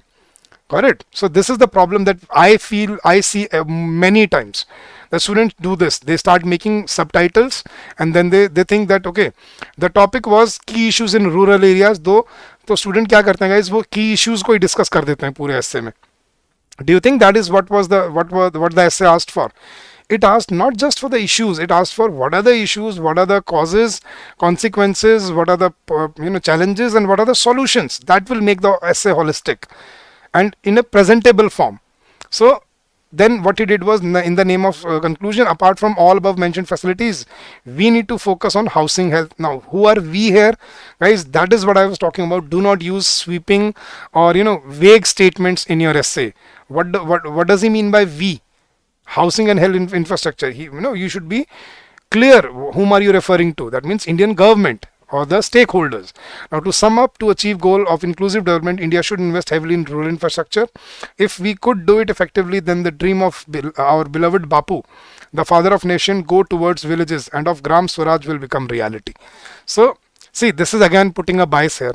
People are thinking for a sustainable and sustainable growth, growth for everyone, but not for everything that one person thought of. So that is, see guys, okay, if I ask you, although ऐसा होता नहीं है, but just imagine, आपने महात्मा गांधी को लेके कोई quotation दिया, and let's assume कि the person who is evaluating your answer, he does not like Mahatma Gandhi personally. Now what will happen then? Or if he does not agree with Dr. Let's say Dr. Ambedkar or Dr. Abdul Kalam. Now obviously that's why I said try to avoid quotations from prominent personalities. Instead, give background information. So this is what I call a poor essay. A lot of grammatical mistakes, poor structuring, poor presentation, no sync, no connectivity between the paragraphs. Most of the aspects of the topic have not been discussed. So such an essay would fetch around, if you ask me, 12 marks out of 30. And that is what we call below average. Now on the same topic, let me show you a decent essay, properly structured, same level of information, but in a contextual manner. Now let's try to read this, guys. I'll read it out for you. So how does this opening sound to you guys? According to the Period Labor Force Survey 2018-19, it has been observed, this is an old essay guys, it was an old essay, so I'm using it. So 18-19, it has been observed that 67.7% of the total households of the country belong to the rural section, which is a huge contribution to the total population of the nation. By this, we come to infer the amount of attention demanded by the rural areas in the country. The country is actually aiming at becoming a US 5 trillion economy by 24-25 from current 2.9 trillion approximately. Now this target cannot be achieved by focusing on a handful of people. For a proper mass development, key issues in the rural areas need to be addressed well. ये है opening जिसको हम बोलते हैं कि हाँ अब समझ आ रहा है कि क्या बोलना चाह रहा है with the help of facts and data, with background information and relevant opening. Then what should be there in the body? As far as health sector is concerned, we need to focus on more inclusivity, as the death rate in rural areas is observed to be 6.7, which is more than the average death rate of the country. The reason can be attributed to growing sufferers of malnutrition, underweight, stunting and wasting. The current pandemic brought before us the concept of digital divide that prevailed in the education and literacy sector. This is actually proven by the recent annual State of Education report that concluded that only 11% students in the rural areas had access to online education. Unreachability of the financial products like banking, insurance, leasing, factoring, etc. contributes to the financial exclusion and binds the rural population to rely on private money lenders. Limited opportunities for non-agricultural occupation, especially for women, brings monotony, kills the scope for innovation and eagerness to grow and create more. In India, 53.2% of rural males and 71.1% of rural women are still engaged in agriculture sector. The credits for making India the fastest growing economy go to certain public initiatives. Pradhan Mantri Gram Sadak Yojana, focusing on providing rural connectivity, has been allocated 19.5 thousand crores this year. Manrega has broken roofs and contributing towards employment generation for the rural during pandemic. Swachh Bharat Mission is an essential contribution to increase the reach of basic amenities to all households. Then, what should be the conclusion? See guys, this was the introduction paragraph. This was the body where we discussed all the challenges and problems, issues. Then these were the steps and measures taken by the government. Then what is the way forward? In brief, bringing the rural section up to the required standards is not a cakewalk, but it is not even a sky-high challenge. If we keep moving with our baby steps and keep addressing the rural issues with enthusiasm, we have come quite far in with 3 P's: patience, persistence, and positivity. The rest of the journey can be covered easily. So this was the essay. So guys, this is what I call a good essay. Holistic, discussing all the aspects, challenges, underlying issues, solutions, contributions, and then a way forward. So guys, have you understood the difference between a good essay and a bad essay? So guys, kindly give me a confirmation, yes or no. What needs to be done and what needs to be avoided? Have you understood this aspect? And guys, we'll be discussing this in a lot of detail in the live sessions of our courses. So we have begun the live course. The live sessions will begin from day after tomorrow, and we'll be discussing all the elements of essay, précis, and reading comprehension in those sessions. So if you're looking for a course where you can learn and where you can practice and get your answers, get your full-length mock test evaluated by us, now you can join our courses. The link for the description, the link for those courses have been given in the description of the video. So you can scroll down and you can look at our courses, and there is a 50% discount for the next 2 days. So you can avail yourself of those, those benefits for only just next 2 days. Right, so the link has been given in the description of the video. You can go check it out, guys. Now guys, as I told you, I'll just wrap it up quickly, whatever we have done in this session. Key elements for introduction of an essay. Begin the essay to grab the attention of the reader by providing some background information and context connected with the topic in the next sentence, and then that will become the outline of the argument, then you can outline the argument that you are presenting. Then in the body part, every paragraph should start with a clear topic sentence. Specific evidence or supporting detail should be there in every paragraph. Relevant examples should be there, and there should be unity and cohesion. So to form new paragraphs, use the social, economic, and political. So guys, there is a very simple trick that we can follow. ICEP-C. What is the ICEP-C, guys? Introduction, where we start with the background of the topic, then social angle, social aspect, economic, then political. And by political, I do not mean BJP, Congress, or AAP. Political, what I mean is the political executive of the day, what decisions were taken by them. And then you give a conclusion with a solution and a way forward. So this is a very good structure to follow. If you ask me, sir, is there any specific structure that you can suggest so that we can follow that structure in every essay out there? So guys, for all the argumentative and all the your descriptive essays and all your expository essays, you can use this structure. This is a very impactful structure, very helpful structure. Then how do you generate ideas? What are the problems? When you ask these questions to yourself, what are the problems or obstacles related to the issue? Whatever will come to your mind will become a part of your topic. What are the benefits of the scheme or of a particular particular step? What are the roles or purposes of a body like RBI? What are the reasons behind the issue? Why has the problem prevailed in our country? How to tackle or how to resolve the problem, or how to fight the issue? Then what are the steps and measures or precautions been or not been taken or to be taken on the issue? So these 7 W's, usually we call them the WH series. So when you ask yourself, what is the problem, right? What is the reason for the prevalence of the problem? Why has this problem prevailed, or why has this problem impacted many, right? How to challenge, how to tackle, or how to how to stop, or how to face the issue. Then where and when. So if you ask yourself these questions, you'll get a lot of points, key points for your essay, and that is how you draft your body paragraphs. But keep them segregated. Don't just while writing, don't just simultaneously keep off thinking points and keep on adding them, because that will be that will not be in a structure. So always make sure that you make a rough draft before you start writing, and then in conclusion you return to the theme of the introduction of the essay.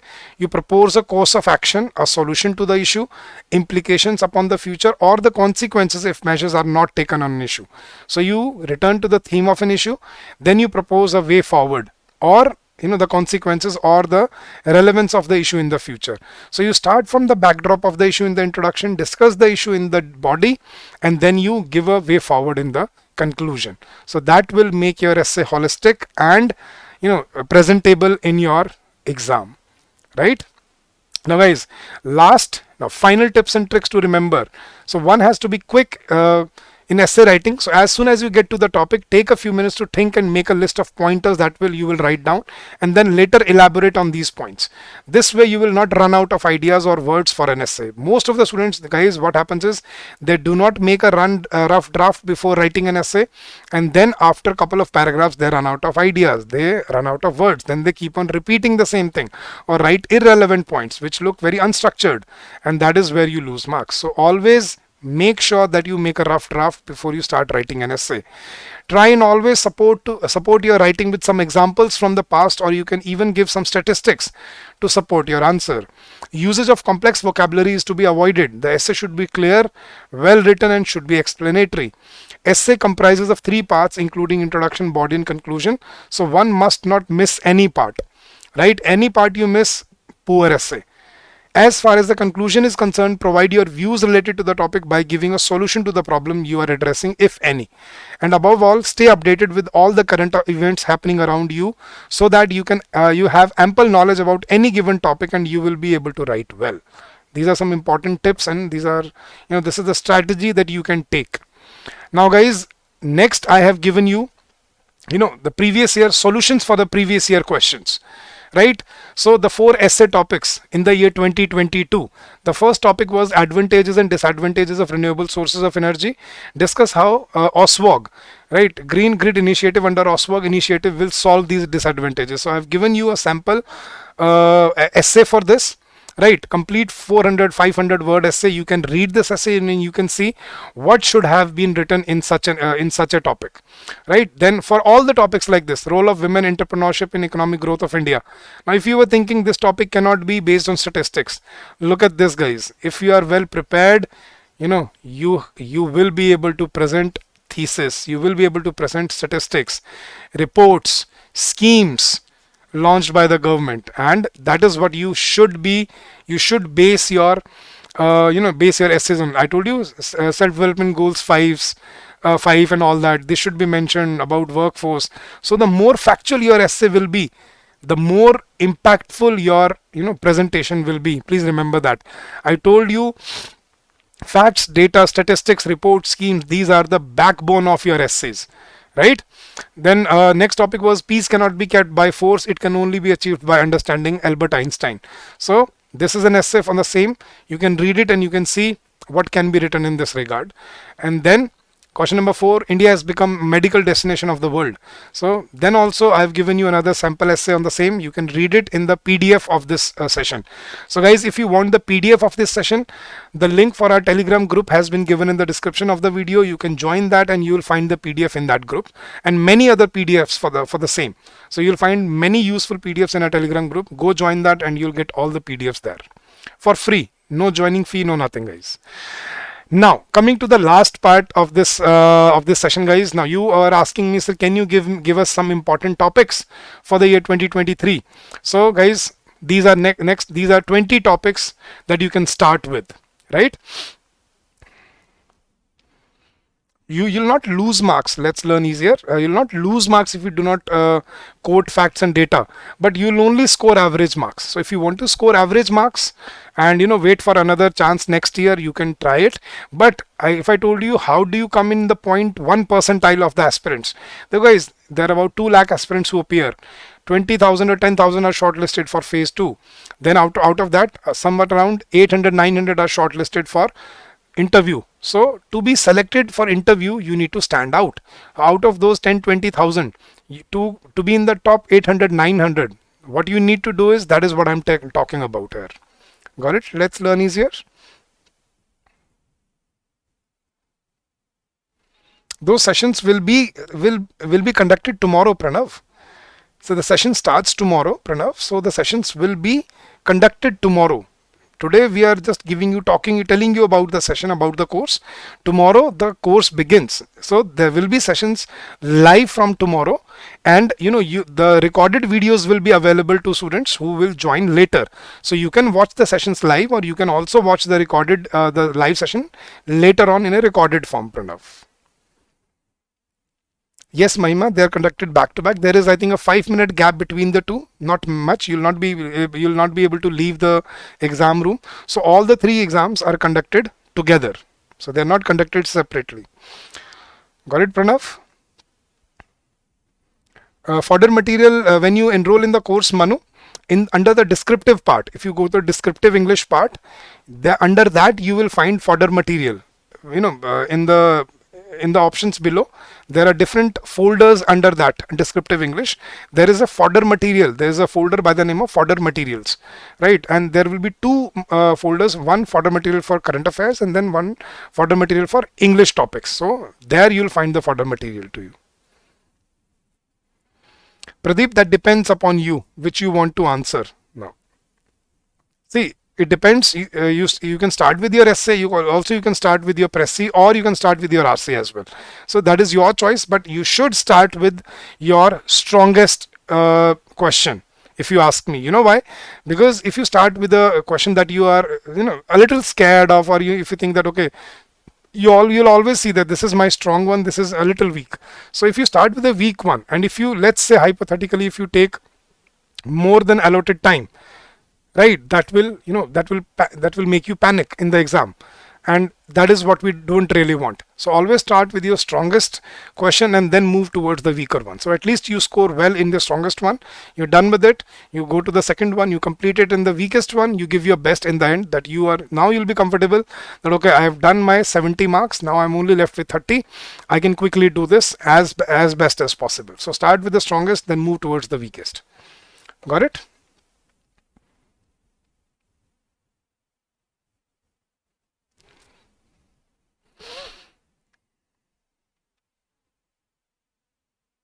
No, Sai, there's no need to go back to the grammar videos now. There's not enough time for that, Sai Siddharth.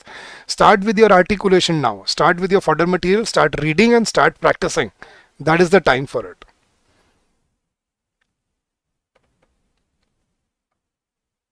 See, first 2 classes are orientation classes, Pranav. Yes, they will start from descriptive English on Friday, on 14th. First 2 classes are only to orient you with your drafting skills, about art of articulation, what is required from you, so that you get into the right mindset, Pranav. Got it? Aman, so you can drop us an email at hello@edutap.co.in, and you can state your issue, and you can talk to the management about it. Got it, Aman?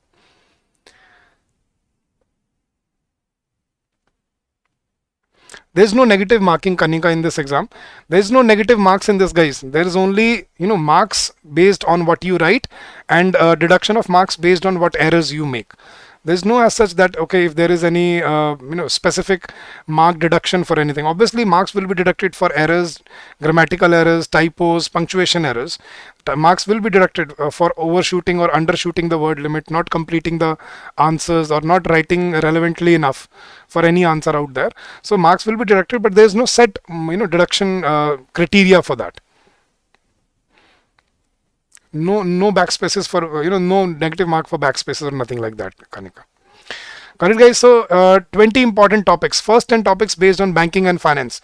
RBI and its role to foster green entrepreneurs. RBI should de-dollarize global trade. This was in news recently, couple of months ago. Indian economy, opportunities and challenges. Very broad but very important topic. Suggest measures for Indian banks to be globally competitive. Again, in the wake of global disruption of economy, falling down of banks like Silicon Valley Bank and your Deutsche Bank and many other banks which are facing these problems. So important topic. Major challenges before government undertaking banks, mergers and all that. Central bank digital currency or e-rupee, ONDC and its prospects, G20 economy and India. India as an emerging economic superpower and India's own digital currency, e-rupee. Right, these are topics, some topics to start with. Then some topics based on your economic and social issues. Indian startups and their contribution to making India a developed nation by 2047. Women entrepreneurs and Indian economy. Impact of 5G on economy and society. Uniform civil code will unify India. India's UPI system will go global. Significance of new GST regime. Climate change and its visible consequences. Increasing scopes of tourism industry in India. Social media and violation of right to privacy and pollution free India. So these are some topics that you can at least start with, guys. I felt these are topics which are obviously very potentially available for you, that can be there in the exam or something related to this. So at least start with these 20 topics, guys, and make sure that you make a habit in the next 20 days. You on every day you write on one of these topics. So you do your research, you find out your facts and data, you prepare for the topic, and before you go to sleep, you sit down for 30 minutes and you write down one essay every day. If you can do that, guys, I can vouch for it that you will do very well in the exam. So that is the target that I wanted to give you today. 20 topics to begin with. At least you do them. You do these topics, and you will be in a position to write a good essay out there. Right, guys? Now, students do ask me, sir, are there any sources that you should refer to? First, I told you we have done most of the part for you. So refer to the fodder material that we have given you. Now, for editorials or articles, The Hindu, The Economic Times for ESI topics, PBS and Live Mint for your online articles, The Economic Times, the Business Standard for your financial topics.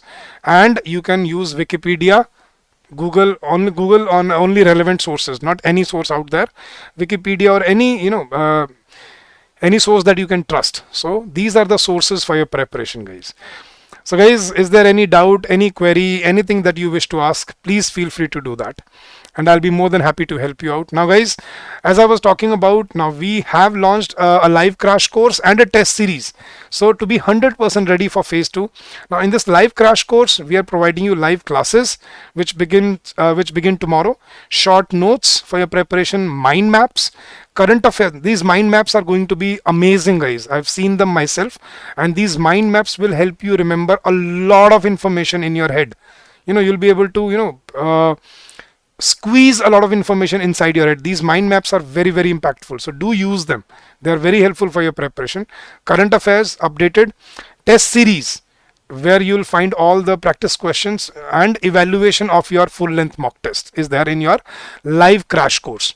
And then there is the test series, only test series. See, this is the only test series that this is also there for students who think that we don't need live classes, we don't need these mind maps and everything. We only need test to practice. So there is a separate test series as well, which is this. Now in this test series, you will have ESI objective test, ESI descriptive test, you'll have FM objective test, FM descriptive test, current affair based test, and then there'll be full length test with descriptive English. So there'll be 5 full length tests for which we'll also provide you evaluation and feedback. So a thorough evaluation and a thorough feedback will be provided to you.